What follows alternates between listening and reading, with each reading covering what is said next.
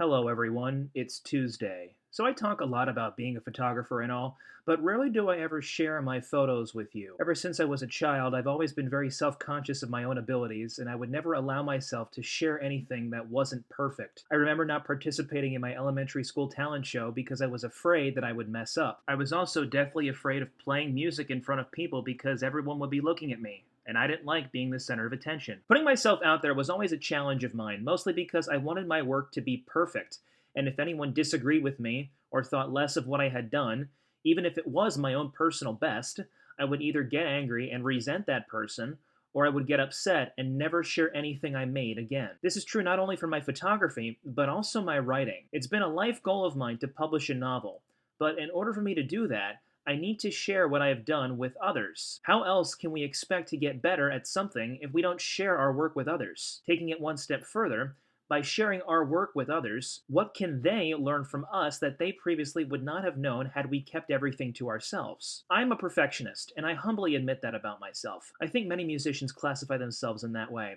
But even before I was a musician, and even before I knew what that word even meant, my mind was so intently focused on the concept of do it this one way or you will be wrong. I can't say that as an adult that notion has left me, because it hasn't. I don't share much of my creative work because sometimes I do feel that there are more qualified individuals out there who deserve it more than I do. Am I right? Am I wrong? Well, yes and no. While there may be more creative people out there than myself, that doesn't diminish my own skills, and it shouldn't prevent me from doing something I love. Likewise, it shouldn't prevent you either. Just because someone may be more creative than you, more acclaimed than you, better at their discipline than you, doesn't take away from what you have to offer the world. I've come a long way in my life as a photographer, from poorly framed, backlit, shadowed messes of a photo to the photos that you've been seeing throughout this video.